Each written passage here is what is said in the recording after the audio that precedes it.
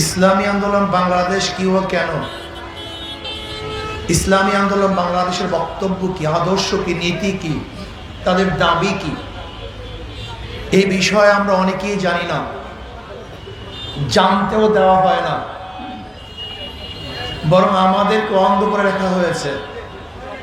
আমরা ইসলামের ব্যাপারে অনেকেই অন্ধ। 92% মুসলমান ইসলাম কি জিনিস, ইসলামের আদর্শ কি, নীতি কি, ইসলাম কি চায়, এখানে অনেকেই জানি না।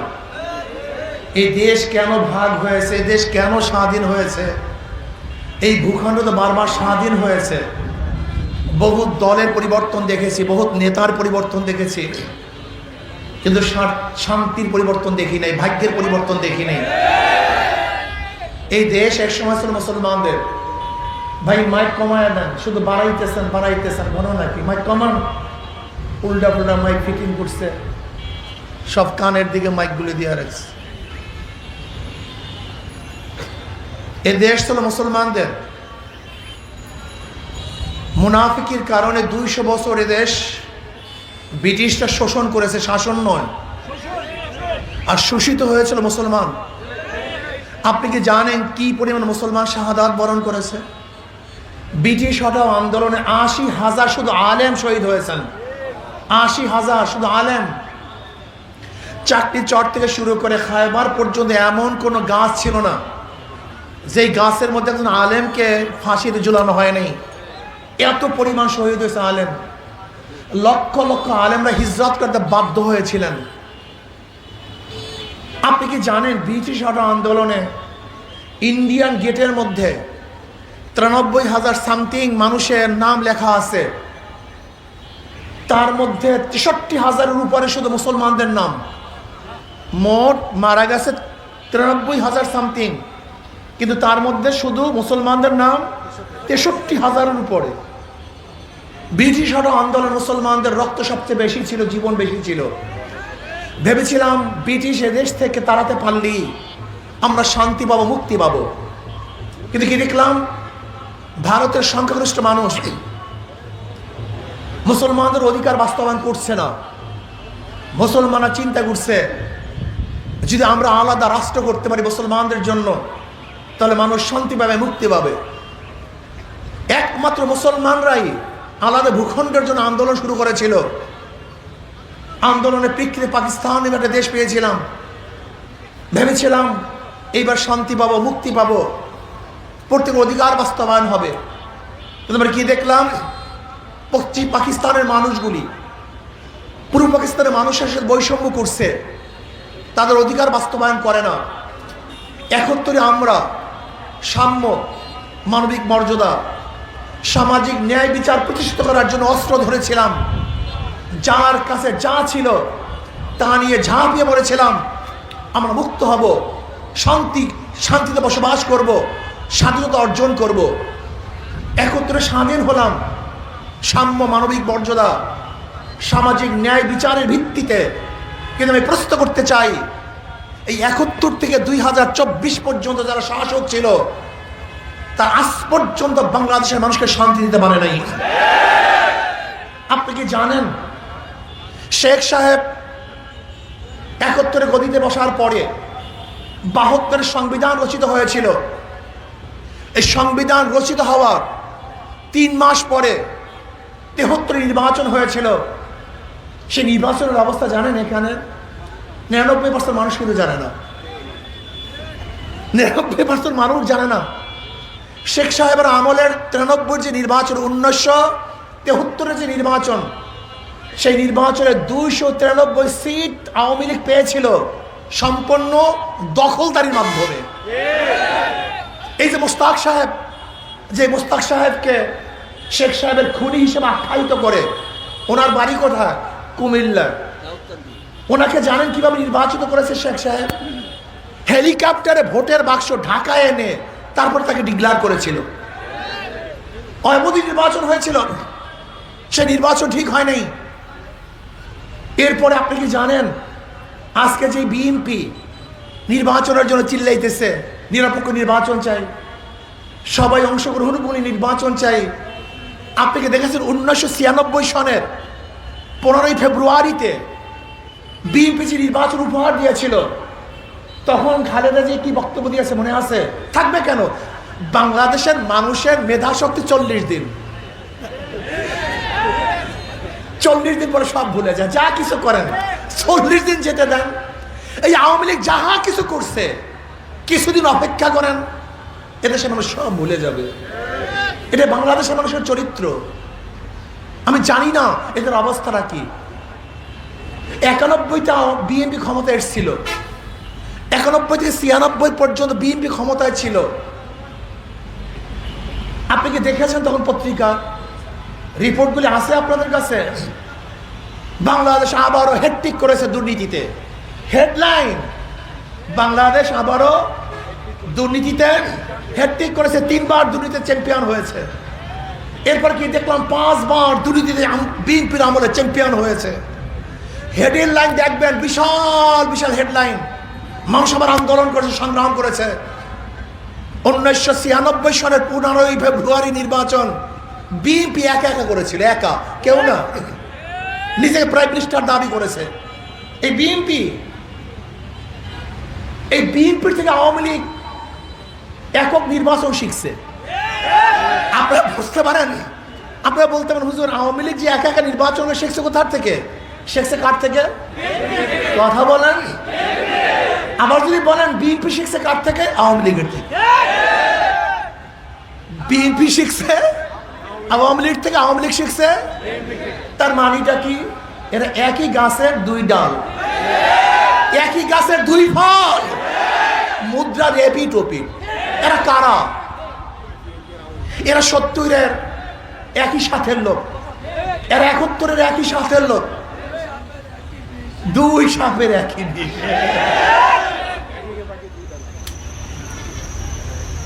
শেখ সাহেব কি বলেছেন? 7.5 কোটি বাঙালি, 8 কোটি কম্বল। আমার কম্বলটাও নয়, সেটাও চুরি হয়ে গেছে। শেখ সাহেব কি বলেছেন? সবাই পেয়েছে স্বর্ণের খনি, তৈলের খনি, আমি পেয়েছি চোরের খনি। এই চোরের খনিরা চুরি করবে না, ভালো কিছু উপহার দেবে, চিন্তা আছেন নাকি? এই দোষ সব আপনাদের, এই সব পাবলিকের দোষ। বিশ্বাস করেন, আমি নেতাদের কোনো দোষ দেই না, এই সব দোষ এই ভোটারদের। আজকে বাংলাদেশের অবস্থাটা কি? বলতে বলছেন আপনারা এত দরদ কেন? জুলাই আগস্টের বিপ্লবে সামনে ছিলাম, বুলেটের সামনে ছিলাম, ট্যাঙ্কের সামনে ছিলাম, এজন্য আমার দরদ বেশি। যারা বিদেশে ছিলেন তাদের দরদ থাকতে পারে না, যারা ঘরে ছিলেন তাদের দরদ আসবে না, যারা বুলেটের সামনে ছিলেন না তাদের ব্যথা লাগবে না। আমরা বুলেটের সামনে ছিলাম, কাজে ব্যথা আমাদের, কথা বলার দায়িত্ব আমাদের, কথা বলার অধিকার আমাদের। আর যারা এসির মধ্যে ছিলেন বড় কথা বলবেন না, খবর দাও। এদেশের যারা রাস্তায় ছিল তারা কথা বলবে, যারা রাস্তায় ছিল না তারা জেলখানায় থাকবে। আমরা যদি রাস্তায় না থাকতাম জেলখানা থেকে কেউ বের হতে পারতাম না। আপনাদের কুয়ার সম্পর্কে আমাদের জানা আছে। আপনার নেত্রীর বালু ট্রাক সরবার ক্ষমতা আপনারা রাখেন না। আপনার নেত্রীকে বিদেশে চিকিৎসা দেওয়ার ক্ষমতা আপনারা রাখেন না। আপনার নেত্রীকে ঘর থেকে বের করার ক্ষমতা আপনারা রাখেন না। আপনার লিডারকে বিদেশ থেকে এদেশে আনার ক্ষমতা আপনারা রাখেন না। আমাদের মতো মানুষ, মৌলবী, দাড়িওয়ালা, টুপিওয়ালা, ছাত্র জনতা, শ্রমিক, মজদুর, কামার, কুলিরা রাস্তায় থাকার কারণে আজকে বড় কথা শিখছেন, বড় কথা বলছেন, লুট করতেছেন, চাঁদাবাজি করতেছেন। আমার গরিব মানুষ দোকান খুলতে পারছে না, চাঁদা দিতে হয়। আমার গাড়ির ড্রাইভাররা রাস্তার মধ্যে গাড়ি নামাতে পারছে না, চাঁদা দিতে হয়। আমাদের ব্যবসায়ীদের ব্যবসা প্রতিষ্ঠান বন্ধ হয়ে যাচ্ছে চাঁদার কারণে।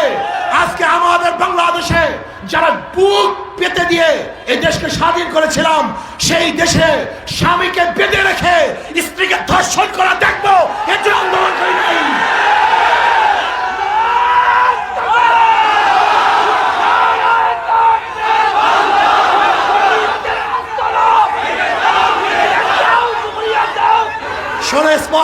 চাঁদাবাজের গোষ্ঠী, ধর্ষকের গোষ্ঠী। স্পষ্ট কথা বলতে চাই, কথাবার্তা ক্লিয়ার। 5ই আগস্টের পরে কোন থানা ভাঙচুর হবে গুন্ডাদেরকে আটকাবার জন্য, এর জন্য রাস্তায় নামি নাই, আন্দোলন করি নাই। আজকে থানা লুট করা হবে, থানাকে ভাঙচুর করা হবে।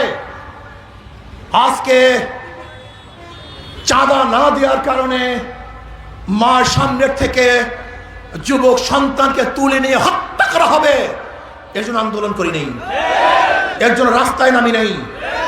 তুমি কি ভেবেছ মগের মুল্লুক এই দেশ? যারা জীবনের মায়া ত্যাগ করে শেখ হাসিনার বুলেটের সামনে বুক উঁচা করে দাঁড়াতে পারে, তারা তোমাদের মতো জাল এবং চোর গুন্ডা বদমাশের সামনেও বুক উঁচা করে দাঁড়াবে, মাথা নত করবে না ইনশাআল্লাহ।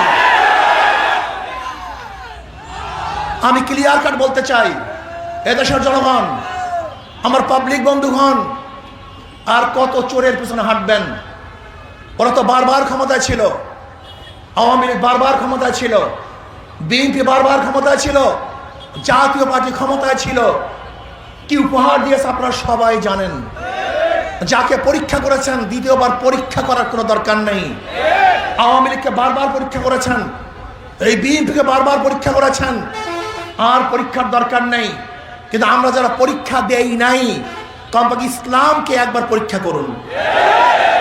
আমাদের একবার পরীক্ষা নেন, একটাবার পরীক্ষা নেন, দেখেন আমরা রেজাল্ট কি করি। যদি ভালো রেজাল্ট করতে না পারি, আল্লাহর কসম করে বললাম, আর কোনোদিন পরীক্ষা দেওয়ার জন্য আসবো না। আমি বিশ্বাস করি এ বি সি 13টাই চোর, এও চোর, বিও চোর, সিও চোর। ক্ষমতা আছে এ, সে কি করবে? হটাও এ, আন্দোলন সংগ্রাম। বসাও বি, সে কি করবে?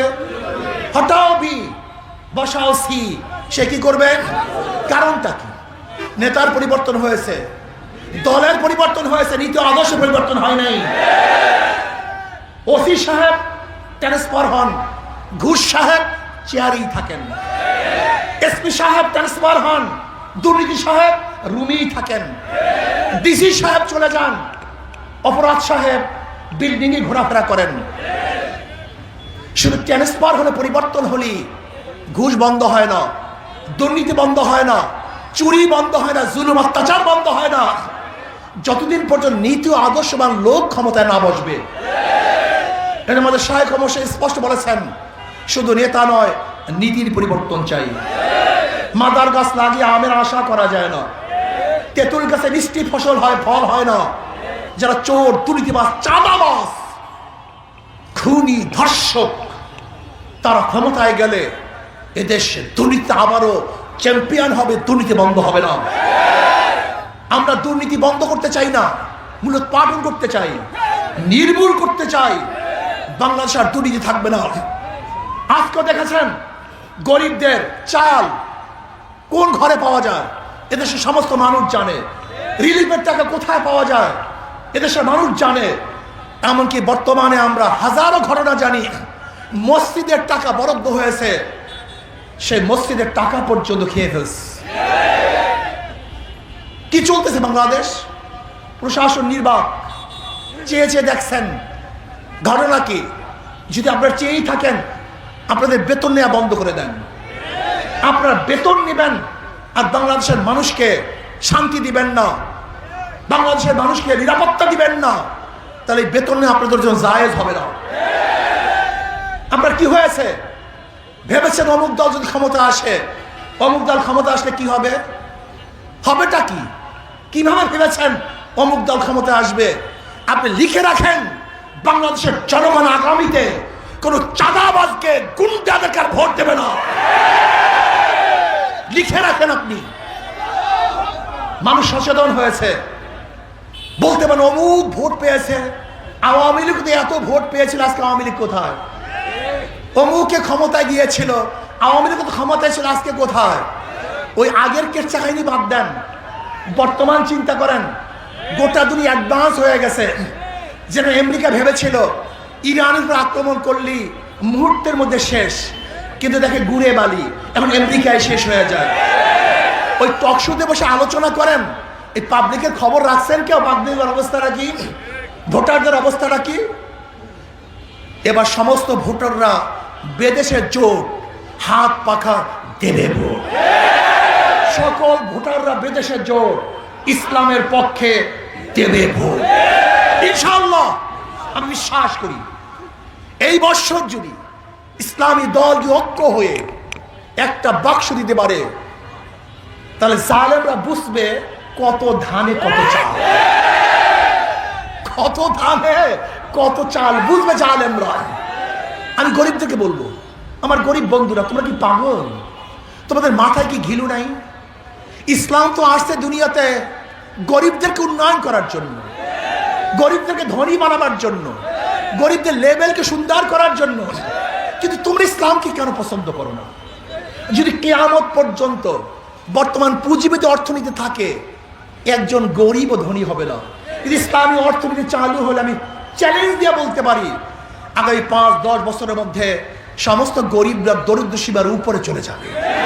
বস্ত্রহীন একজনও থাকবে না, একটা বাংলাদেশের ক্ষুধার্থহীন মানুষ থাকবে না, চিকিৎসার অভাবে ধুকে ধুকে বাংলাদেশে একটা মানুষ মরবে না, আমার বাংলাদেশের কোনো মহিলারা ধর্ষিতা হবে না, আমার গোটা বাংলাদেশের প্রত্যেকটা মহিলাদেরকে ন্যায্য অধিকার প্রতিষ্ঠা করা হবে, এদেশের শ্রমিক, জেলে, তাঁতি, কামার, মজদুর, ঋষিদেরকে ইনশাআল্লাহ মান সম্পূর্ণ জীবন ব্যবস্থা করা হবে ইনশাআল্লাহ।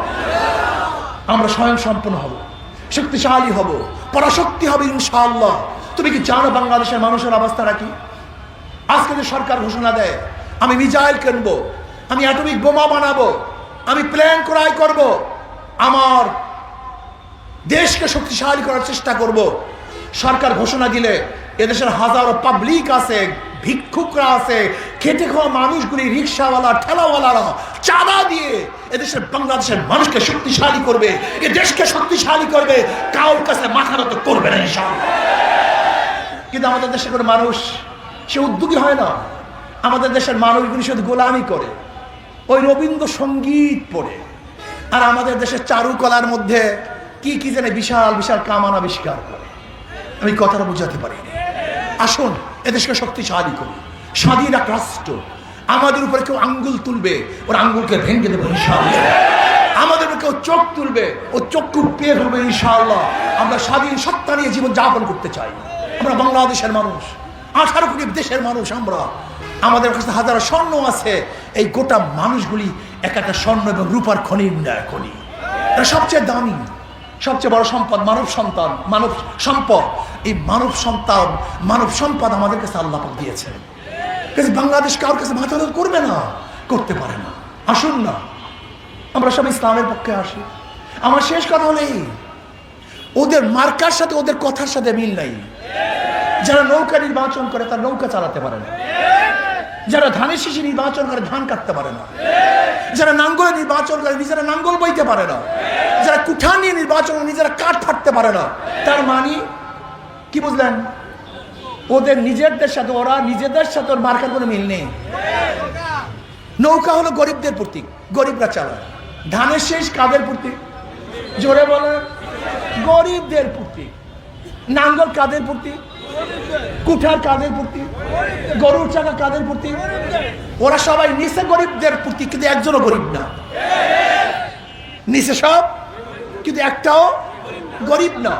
তার মানে হলো ওদের মার্কার সাথে, কাজের সাথে ধোকামি, বাটপাড়ি। ইসলামী আন্দোলন বাংলাদেশের মার্কা কি? যে নির্বাচন করে সেও ঘুরাতে পারে, যারা নির্বাচন করে তারাও চালাতে পারে। এটা মুসলমানরাও চালাতে পারে, হিন্দুরাও চালাতে পারে, খ্রিস্টানরাও চালাতে পারে, ইহুদিরাও চালাতে পারে, এটা বড় লোকরাও চালাতে পারে, গরিবরাও চালাতে পারে। কেউ কার মার্কা নিয়ে ঘুমায় না, কেউ কার মার্কা নিয়ে ঘুমায় না। কি ঘুমায় না কি? কিন্তু এই যে হাত পাকা, এই যে দেখেন হাত পাকা, ঘুমের সময় বুকের উপরে থাকে। কোথায় থাকে? বুকের উপরে থাকে। এটা সর্বজনীন মার্কা, সবাই মার্কা, সব গোষ্ঠীর মার্কা, সব জাতির মার্কা। যদি বাংলাদেশের মধ্যে হাত পাকা বিজয় হয়, এই বাংলাদেশ বিজয় হবে। হাত পাকা বিজয় হয়, মানবতা বিজয় হবে। হাত পাকা বিজয় হলে গরিব দুঃখী মেহনত মানুষগুলি বিজয় হবে। আসুন আগামী নির্বাচনে ঐক্যবদ্ধভাবে শান্তির প্রতি হাত পাকে ভোট দেই, ইসলামের পক্ষে থাকি, ধোঁকাবাজ চোর বদমাশদের দলকে প্রত্যাখ্যান করি, ইনশাআল্লাহ তাহলে দেশের মানুষ শান্তি পাবে, মুক্তি পাবে।